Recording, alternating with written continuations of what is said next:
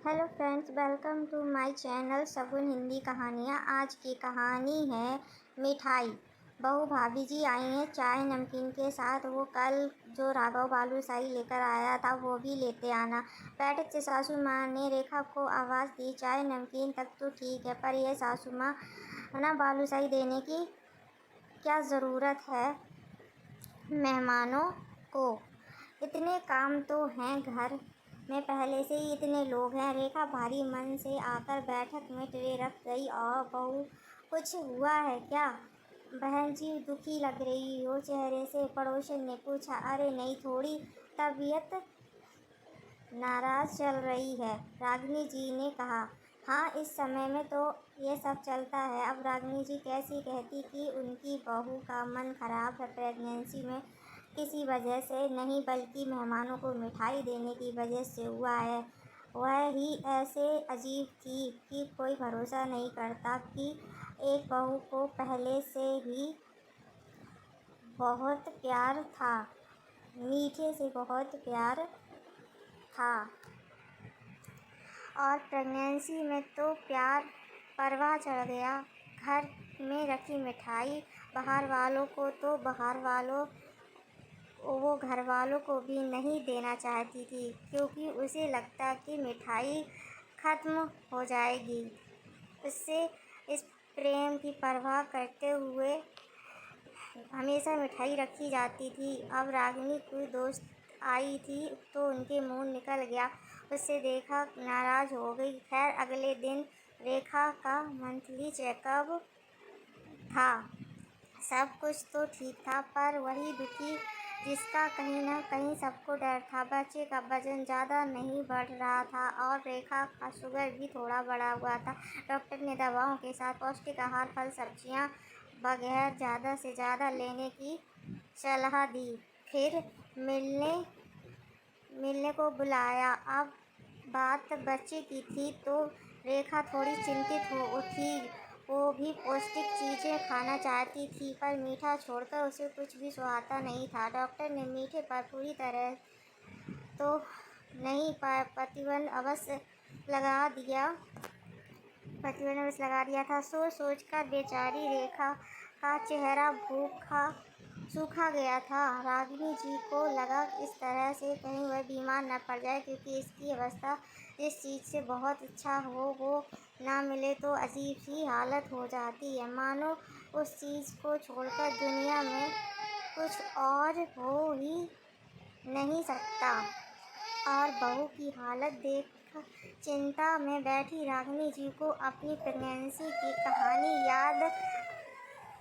याद आई। खुद रागिनी जी को चॉकलेट की अजीब सी लत लगी हुई थी। बेटे के वक्त उस समय आजकल की इतनी ही नहीं होती है चॉकलेट की, पर चौड़ी वाली थी। कोई भी पूछता उसे क्या खाना है तो बस वही चॉकलेट। उसके घर के सामने एक ही परचून की दुकान थी। वैसे तो गांव में छोटी छोटी गोलियां और टॉफ़ी भी मिलती हैं, इससे रागिनी जी संतुष्ट नहीं थी। बड़ी चॉकलेट कम आती थी और महंगी भी होती थी।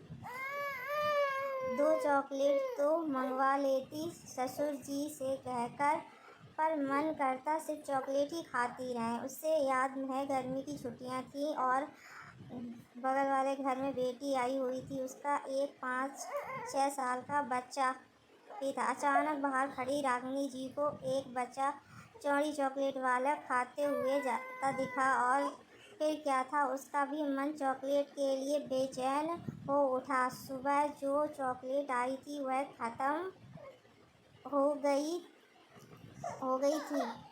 परचून वालों की हिदायत भी दी गई थी और उन्हें भी पता था कि ज़्यादा चॉकलेट नहीं जाएगी। उसके घर कुसुम को एक युवती सूझी। राजू बेटा, सामने से परचून वाले नाना जी की दुकान है तो वहाँ चला जा, और उसके मन को जो तुम्हारा नाम पूछेगा और तुम्हारी टॉफ़ी पकड़ाएगा वह छोटी टॉफ़ियाँ मत लेना। कहना नाना जी ये सब नहीं खाता, वो बड़ी और चौड़ी वाली चॉकलेट खाते हूँ। पैसे मेरे नानू से ले लेना। जब वो देंगे तो लेकर आ जाना। गांव के लोग हैं तो नाती को दिए सामान के पैसे मानेंगे नहीं। पर मम्मी, मैं तो दुकान नहीं जाता हूँ, बच्चे ने बहाना बनाया। चलो फिर, मैंने सोचा था आज तुम्हारे लिए हलवा बनाऊंगी, फिर मेरा भी मन नहीं है। रागिनी जी ने राजू की फेवरेट चॉकलेट मांगी। यदि काम कर गई और उसको इच्छा और चॉकलेट मिलता। रागिनी जी को अभी तक अच्छी तरह याद है, क्योंकि उनके आंसू निकल आए थे चॉकलेट देखकर। आज तक भी उस घटना को याद कर ओठों पर बराबर मुस्कान खींच आती है। किशमिश और छुहारे तो घर पर पड़े ही हैं। एक मैपल सिरप कोई बता रहा था, जो ऑनलाइन शॉपिंग साइट्स पर आसानी से मिल जाती है, मंगवा लेना। जो मिठाई या मीठी चीज़ों से ढलता है, ससुराल में तो पूरी तरह उनकी जिम्मेदारियां हैं।